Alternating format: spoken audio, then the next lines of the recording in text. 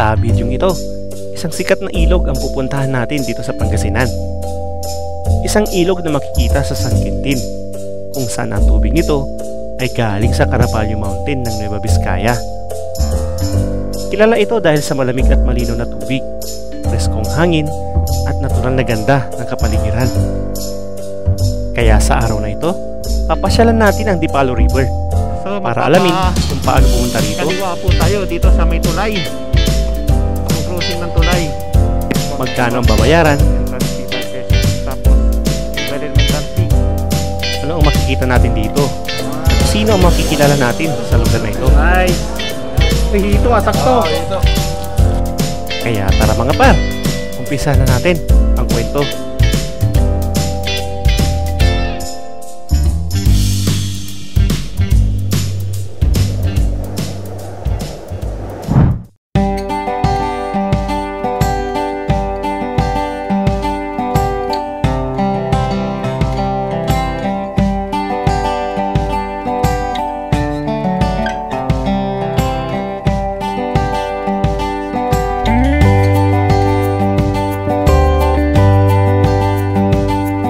At 5:30 ng umaga, simula ang ating paglalakbay. Nagpagas, dumaan sa Rosario Bypass Road, binaybay ang kahabaan ng Sison at Pusurubi, Pangasinan, hanggang marating natin ang Binalunan, Pangasinan.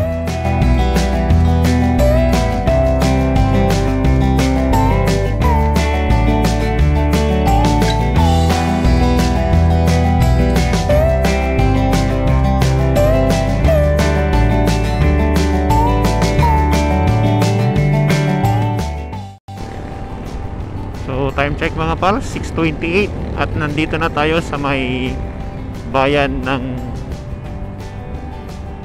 Binalunan. So ayan, so keep right daw, pero mag-left turn tayo dahil wala pang bantay.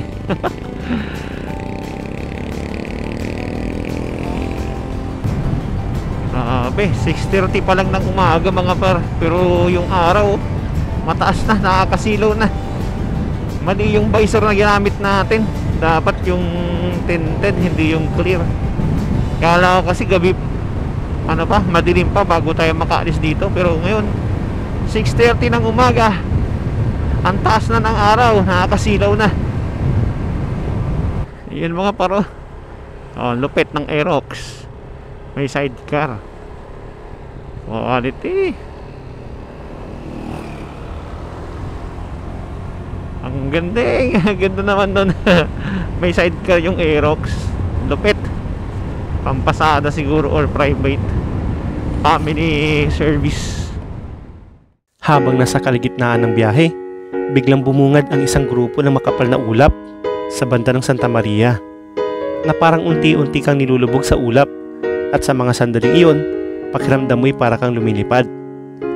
Habang minamasdan ito, tahimik ang paligid at walang ibang naririnig kundi ang tunog ng mga makina at banayad na paghinga ng hangin. Isa ito sa mga eksenang hindi mo inaasahan sa isang simpleng road trip, pero pag nakita mo, siguradong hindi mo makakalimutan.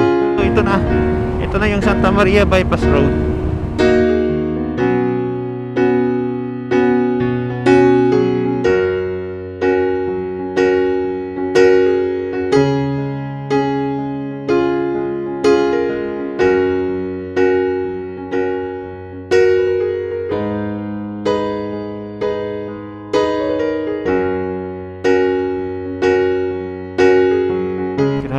Mga par, ang ganda. Ang ganda dito sa may bypass road ng Santa Maria. Nakikita yung sea of clouds. Nice. Nakisang-ayon ang panahon sa atin.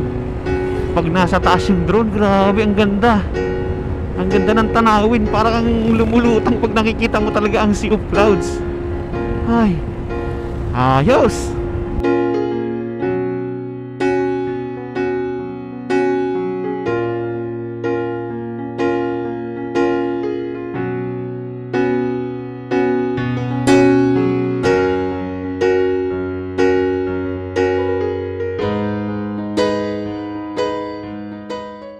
Alright mga par, so ayan, nasa 11 kilometers na lang ang ating babaybayin. At ito ay mayroong 20 minutes Okay, so malapit-lapit na tayo sa ating destinasyon na Dipalo River. Let's go! Sa natitirang 11 kilometro ng biyahe, tuluyan tayong pumasok sa bayan ng San Quintin.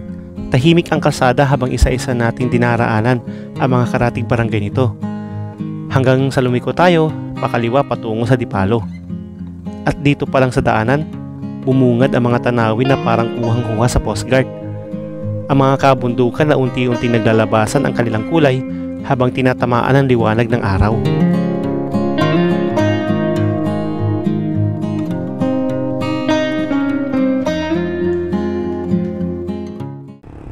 Okay, so ito na yun mga par. So magpapakaliwa po tayo dito sa may tulay. So crossing ng tulay. Ayan. Welcome to Dipalo. Wow. Grabe, ang ganda. Ayun, no? Puro bundok. Lalapit tayo sa bundok talaga. So meron pa tayong 6 kilometers at equivalent to 3.5 ay 6 minutes.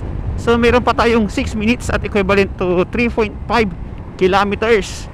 So malapit-lapit na tayo sa katotohanan mga par. Dahil nakikita ko na rin ang kabundukan ng Maliko.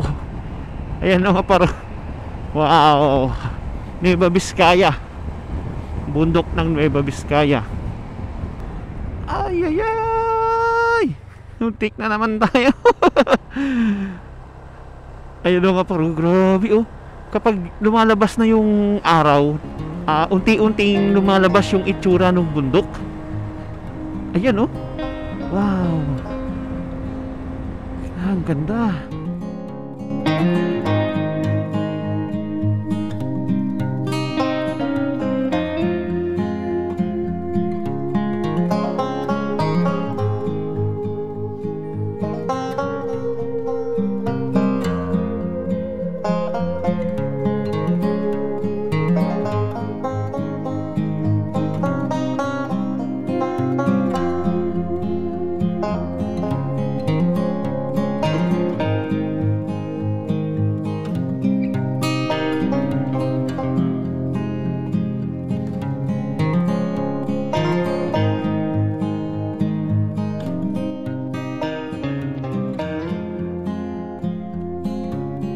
Mga par, grabe yung bundok oh. Wow. Sa kabila pa oh. Yun, kahit masisinaga ng araw, lumalabas na yung itsura niya. Ayan oh. Wow. Ayan mga par oh. Kita na yung Dipalo dito sa may gilid. Ayan, malapit na pala tayo. Ayan, kitang-kita na dito. Ayan, wow. Wow, bundok talaga. Scenic mountain with a river.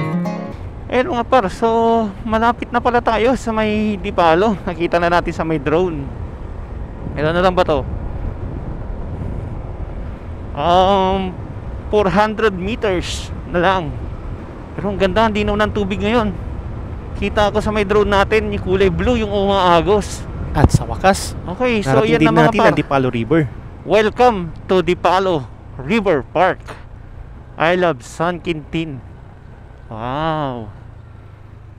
Ganda ng arko nila.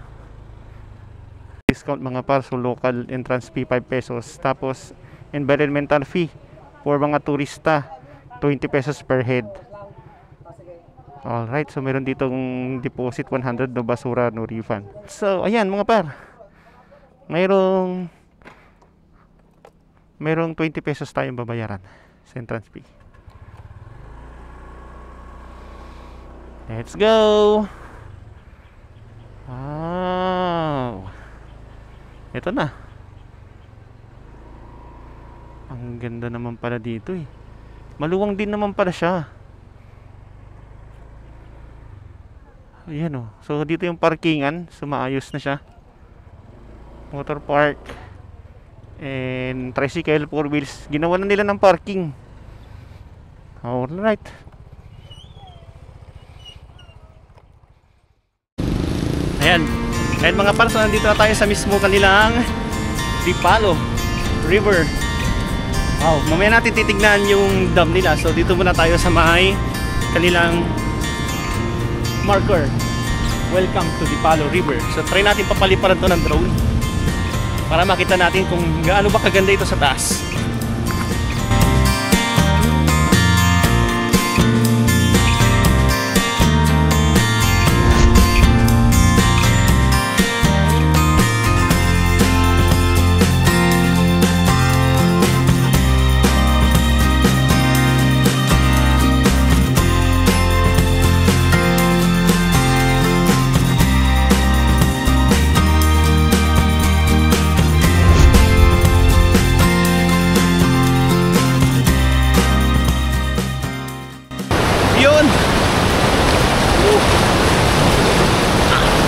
Grabe, lakas ng agos. Ayan, bumaba tayo dito sa may dam mga par. Ayan oh, wow. Ang lakas ng agos. Pero hindi siya madulas. Pwede kang pumunta dun sa may may kurtina, itsurang kurtina na maagos. Grabe, ganda.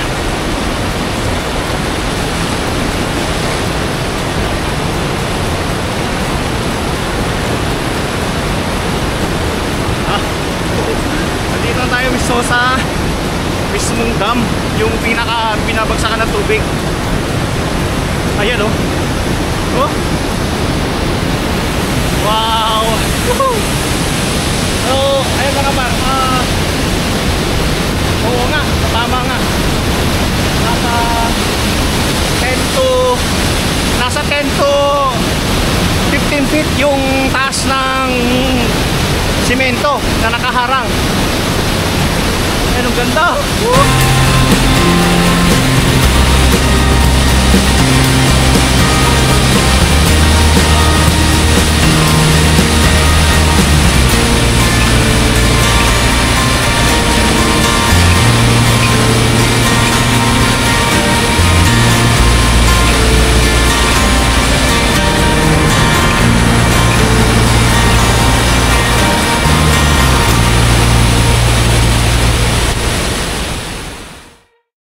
Mga par, advice ko lang kapag pupunta kayo dito or bababa kayo dun sa may dam, magdala kayo ng tsinelas. At sakit, puro bato kasi to, tapos may portion ng mga simento kaso natatakpan na ng mga bato. Kaya ayun, ang sakit ng mga bato nagano sa aking paa, tumutusok. At ayan mga par, sulit ang pagpunta natin dito kasi dahil nakaka-amaze yung tubig na bumabagsak talaga sa may ibaba ng kurtina, na bumabagsak yung tubig parang kurtina habang bumabagsak yung tubig sa ibaba. Grabe, lakas din dito sa may gitna, napakaganda.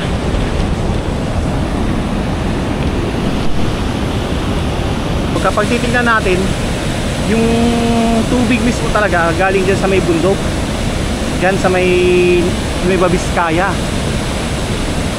tapos pumupunta dito at ayan, ito, ganyan na yung itsura niya ngayon. Napakaganda naman. So 3 layer po yung nandito sa may Dipalo. Pinakamalaki ito, pares-pares na pala ng laki. 1, 2 at saka yung pangatlo nandoon. Habang tayo namamangha sa ating nakikita, dito bigla tayo napaahon mga par, dahil bubuksan ang isang lagusan ng tubig para ito'y malinisan at mapaliguhan ng mga turista. Ayan, binuksan na. Mas madumi pa. Kasi ilalim. Buhangin doon, may babaw. Mayroon na nakalagay doon. Kaya ganyan yung kulay. Para mamaya may liligoan yung tao. Kailan nila huhukay? Ano liyan? Gitna. Mamaya mabilis na yan. At may sabihin maraming doon, buhangin pa to. Oo, buhangin. Tapos pupunta doon.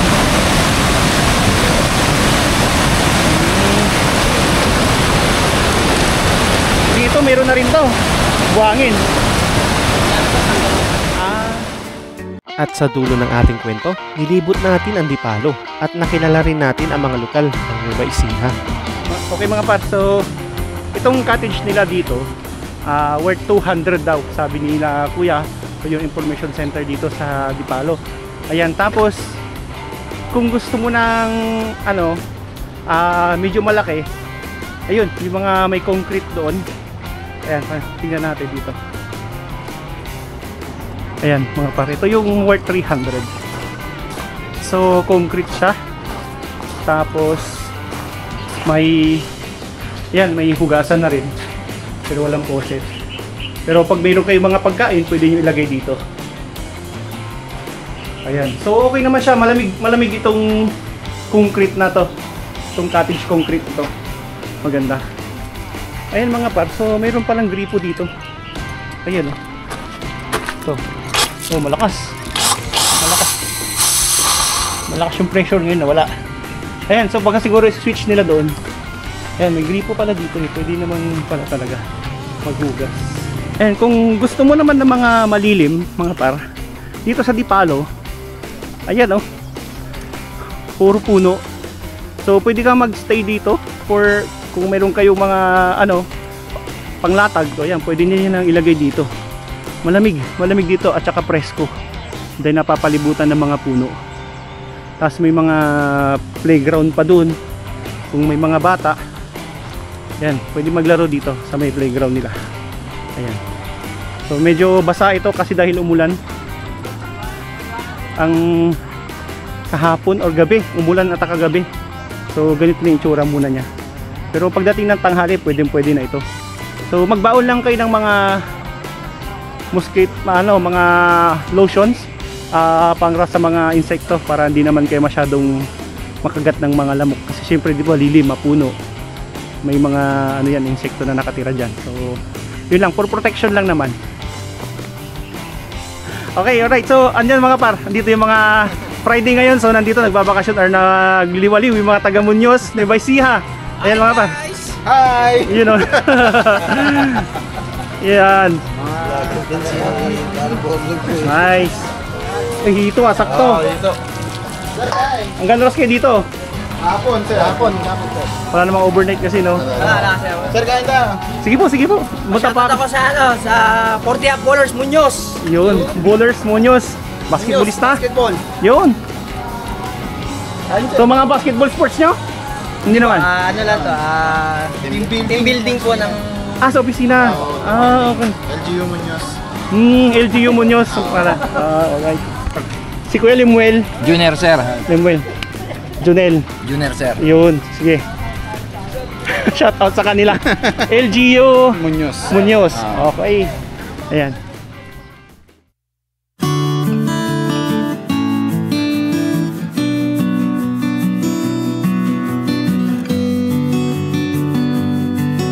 Isang masayang paglalakbay na naman ang ating natunghayan mga par.